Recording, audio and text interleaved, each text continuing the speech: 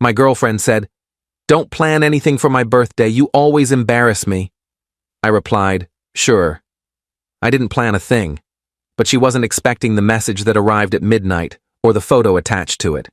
The moment she saw it, her hands began to shake. I'm Derek, 34, and 3 days ago my girlfriend told me I embarrass her so much that she didn't want me involved in her birthday at all. What she didn't know was that while she was busy planning her perfect birthday with someone else, I'd discovered exactly why she didn't want me around, and the proof was about to arrive on her phone from the person she least expected. I'd been dating Sophia for about a year and a half. We met through work, different departments, same company. She was in marketing, I'm in operations. We started as friends, progressed to dating, moved in together after about 8 months. Things seemed solid, or at least I thought they were solid. But over the past few months, Sophia had been making more and more comments about my social skills. How I wasn't good at small talk, how I didn't dress as well as her friends' boyfriends, how I said the wrong things at parties, always framed as helpful feedback, always delivered with this condescending tone that made me feel about 2 inches tall. Her birthday was coming up. She'd turned 31 on Friday. For the past few weeks, every time I'd bring up plans, she'd deflect. I'm not sure what I want to do yet. Maybe something low-key. I'll let you know. Then, 4 days ago, on Monday night, we were making dinner when I brought it up again. So your birthday's Friday. Should we make a reservation somewhere? Invite some friends? She stopped chopping vegetables. Actually, I've been meaning to talk to you about that. Okay?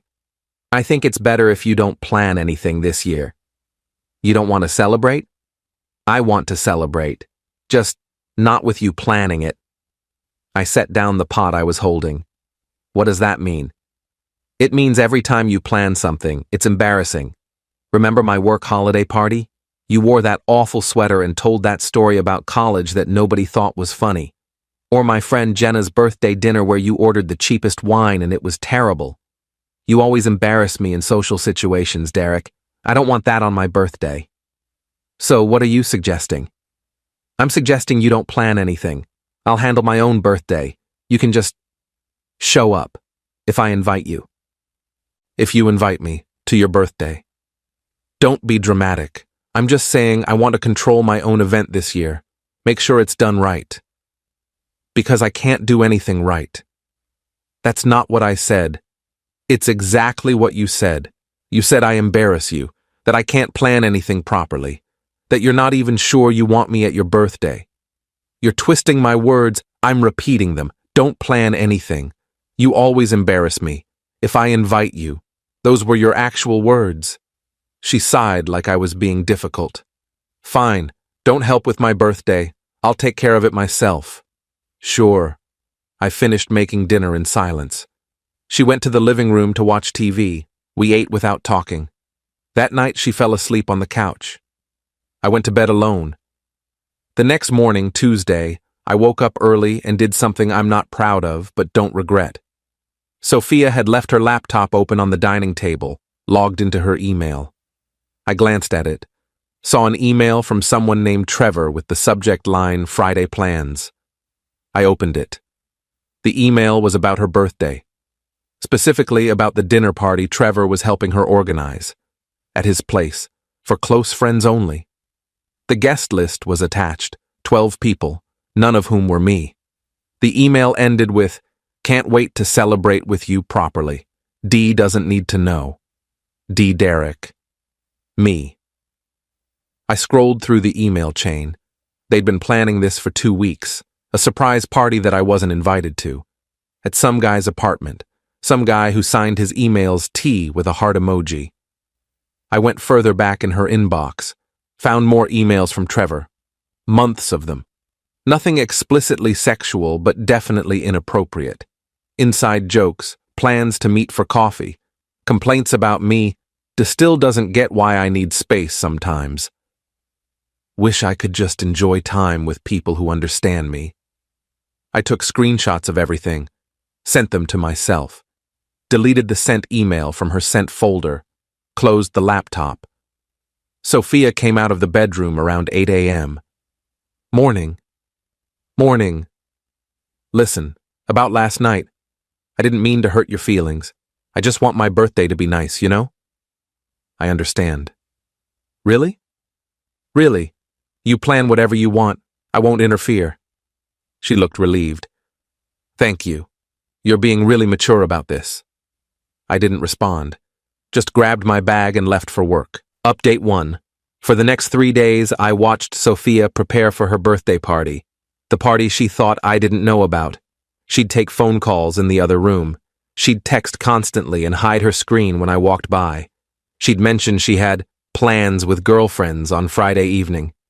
Wednesday night, she asked what my plans were for Friday. Probably just stay in. Watch something. You? Going out with some friends. Just dinner. Sounds nice. Have fun. She looked surprised I wasn't pushing for details. You're really okay with me doing my own thing? You said you wanted to handle your own birthday. I'm respecting that. Okay, good. I'll probably be out late, so don't wait up. I won't. Thursday evening, she was on her laptop at the dining table when I got home. She quickly minimized the screen when she saw me. Hey, how was work? Fine, yours? Good, just coordinating tomorrow. Your girl's dinner. Right, yeah. I made dinner. We ate while she scrolled through her phone, presumably texting Trevor and her other guests about final plans. I didn't say anything, just watched her lie to my face while sitting 3 feet away from me. After dinner, I excused myself and went to the bedroom, pulled out my phone and composed a message to Trevor. Took me about an hour to craft it properly. Attached the screenshots of his emails with Sophia. Scheduled it to send at exactly midnight on Friday, right as Sophia's birthday began. The message read, Hi Trevor. I'm Derek, Sophia's boyfriend. The one she's been lying to you about. Or maybe the one she's been lying to me about. Hard to tell. Attached are your emails with my girlfriend, planning her surprise birthday party that I'm not invited to. She told me I embarrass her too much to be involved. Thought you should know what kind of person you're getting close to. Enjoy the party, I won't be there. Then I went to bed. Update 2. Friday morning, Sophia was excited. Unusually upbeat for someone who was supposedly just going to a casual dinner with friends. She spent an hour doing her makeup. Put on a dress I'd never seen before, new, expensive looking. Did her hair. You look nice, I said. Thanks. Want to look good for the girls. Right, the girls. She left around 6 p.m. Don't wait up. Love you. Have fun. I watched her drive away. Then I opened a beer and settled in to wait. Around 7:30 p.m., my phone buzzed. Text from a number I didn't recognize. Is this Derek? Yes. This is Melissa. I'm at a party right now. Are you Sophia's boyfriend? I am. Why aren't you here? She told everyone you had to work late. She told me I embarrass her and not to plan anything for her birthday. I didn't realize she was planning a party I wasn't invited to. Oh my God, I'm so sorry. Some of us were asking where you were, and she's been making excuses all night. This is really messed up. Can I ask who Trevor is? He's the host. The party is at his apartment. He and Sophia have been spending a lot of time together lately. Everyone's been wondering if something's going on. Thanks for telling me. Do you want me to tell her you know? No. Let her enjoy her party. She'll find out soon enough.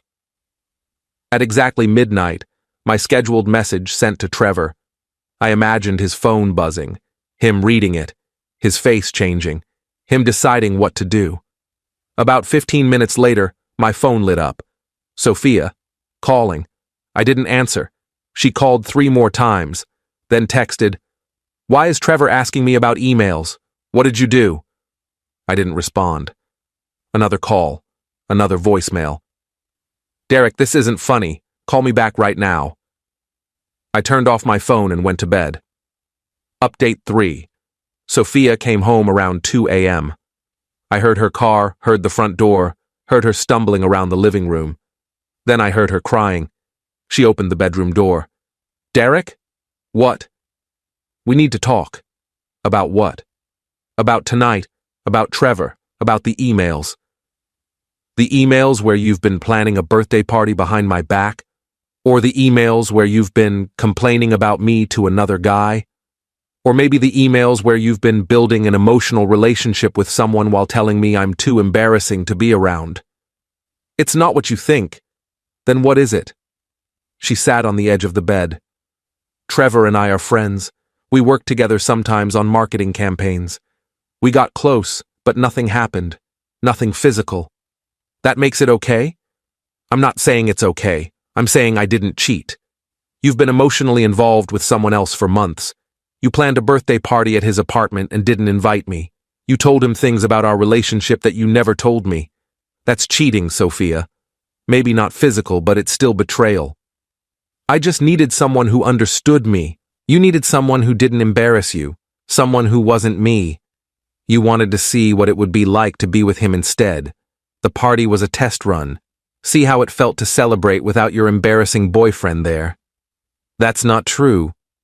Then why didn't you invite me? Why lie about it?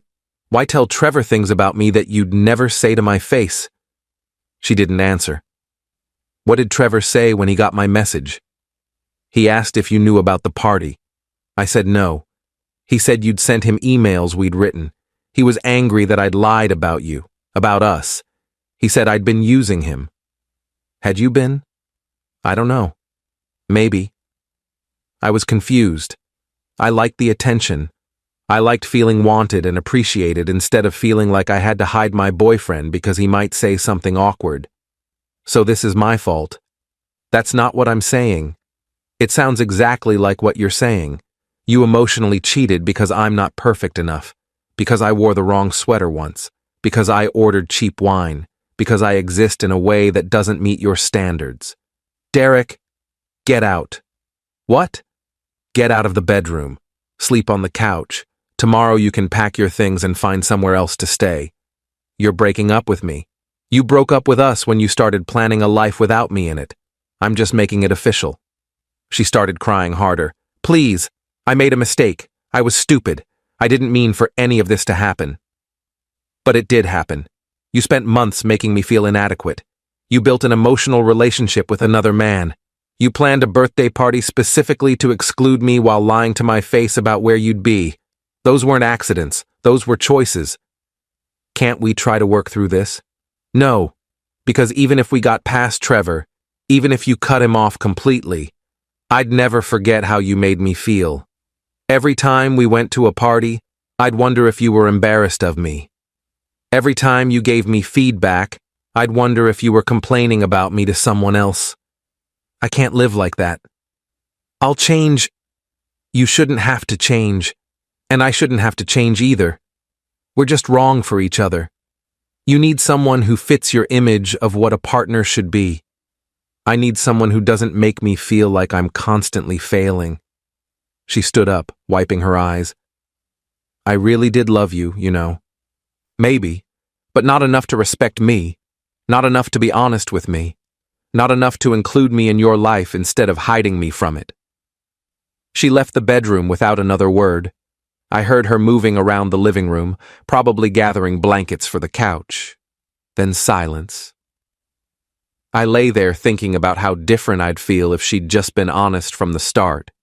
If she'd said, I'm not happy, or I think we need to break up, instead of slowly excluding me while building a backup plan. The dishonesty hurt worse than the betrayal itself. Update 4. Saturday morning, I woke up to find Sophia already packing. She'd called in sick to work and was methodically going through the apartment collecting her things. We didn't talk much, just navigated around each other silently. Around noon, her friend Rachel showed up with a car to help move boxes. Rachel gave me a sympathetic look, but didn't say anything. They made 3 trips, loading up everything Sophia had brought to the relationship. Before the final trip, Sophia stood in the doorway of what had been our bedroom. I really am sorry, Derek. For all of it. I believe you're sorry. I just don't think sorry fixes what happened. Is there anything I can say? Anything I can do? No, you've already said and done enough. She nodded, tears running down her face. Take care of yourself. You too. She left. I watched through the window as she and Rachel loaded the last boxes. Then the car pulled away, and she was gone. I spent the rest of Saturday cleaning the apartment, removing traces of her. It felt strange, after 18 months of building a life together, to just erase someone like that. But I needed the space. Needed to reclaim the apartment as mine instead of ours. Sunday, Trevor sent me a message on Instagram. I wanted to apologize again. I genuinely had no idea you two were as serious as you were. Sophia made it sound like you were barely together, that a breakup was imminent. I feel like I was manipulated as much as you were. I responded, I appreciate that. For what it's worth, I don't blame you. Sophia created the situation by lying to both of us. You were just responding to what you were told. Still, I should have asked more questions. Should have backed off when things got too friendly. I'm sorry for my part in this. Apology accepted. But I need to move on from this whole situation, so this will probably be the last time we talk. I understand. Take care, man. That was it. Clean break from both of them. Final update. It's been 5 weeks since Sophia's birthday, the birthday that exposed everything she'd been hiding. I'm doing better now. The apartment feels like mine again. I've repainted the bedroom. Sophia had chosen the original color and I never liked it. Changed some furniture. Made the space reflect me instead of us. Work has been interesting. Sophia and I don't interact much. Different floors, different projects. But word got around about what happened. Not because I said anything, but because people from the party talked.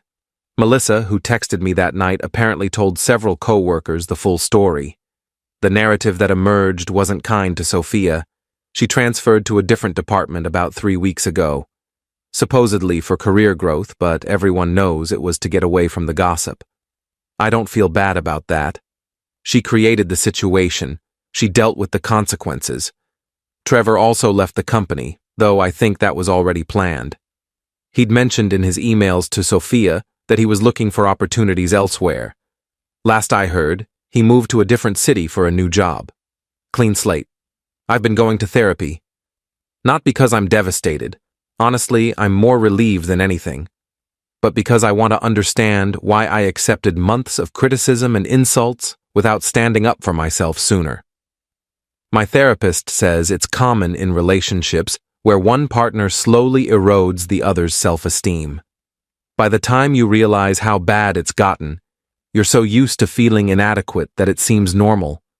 I'm dating again, casually. Met someone through a friend last week. We went for coffee, had a good conversation. She laughed at my stories, genuine laughs, not pity laughs, or the kind Sophia would give right before telling me the story wasn't actually funny. When I wore a comfortable sweater to our second date, she complimented it instead of suggesting I change. Small things, but they matter. My friends have been great. The ones Sophia always called boring have been checking in regularly, making sure I'm doing okay, inviting me to things. Turns out, they're not boring at all. They're just authentic, which Sophia had mistaken for unimpressive.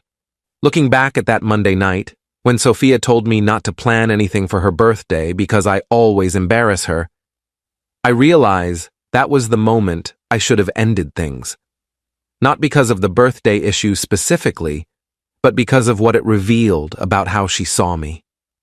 When someone tells you they're embarrassed by you, they're telling you they don't accept you as you are. They want a different version of you, one that meets their standards and reflects well on them. I don't need to be someone's project, don't need to be improved or hidden or managed. I'm doing fine as I am. The midnight message I sent Trevor was calculated, timed for maximum impact, designed to blow up Sophia's carefully constructed narrative right at her birthday party. Some people say that was cruel, that I should have confronted her privately instead of exposing her publicly. But she'd spent months making me feel small in private while presenting a curated version of herself publicly. She'd built an entire secret life that excluded me. The midnight message simply revealed the truth she'd been hiding. If that ruined her party and her relationship with Trevor, well, those things were built on lies anyway. I'm Derek. 34. Single. Learning that when someone consistently tells you you're not good enough, they're really saying they're not good enough for you. Sophia wanted someone impressive, someone who enhanced her image, someone who never made mistakes. She wanted perfection. I'm not perfect. I wear comfortable sweaters and tell dad jokes and order reasonably priced wine. But I'm genuine. I'm kind. I'm loyal, until you give me a reason not to be. Sophia's birthday message arrived at midnight exactly as planned. Sometimes karma doesn't wait for the universe to deliver it. Sometimes you get to schedule it yourself. That's all there is to it. Edit 1. People have asked what was in the photo I mentioned in the title. The photo was a screenshot of Trevor's email where he referenced Friday plans and said D doesn't need to know. That visual proof, showing his actual words, made it impossible for Sophia to claim I'd misunderstood or taken things out of context. She couldn't talk her way out of something that was literally documented in writing. Edit 2. Yes. Melissa, who texted me from the party, has become a friend. We got coffee a few weeks after everything happened. She felt terrible that she'd been at multiple parties where Sophia complained about me and never thought to tell me what was being said. I assured her it wasn't her responsibility to police Sophia's behavior. We're just casual friends now. Nothing romantic. Edit 3. For those saying I should have confronted Sophia before sending the message to Trevor, I disagree. She'd been lying to me for months. She'd planned an entire party behind my back. She'd been building a relationship with another man. She'd shown me exactly how much respect she had for our relationship. None. I didn't owe her a private confrontation before revealing what she'd done. She wasn't concerned with my feelings when she was doing it. I wasn't concerned with hers when exposing it.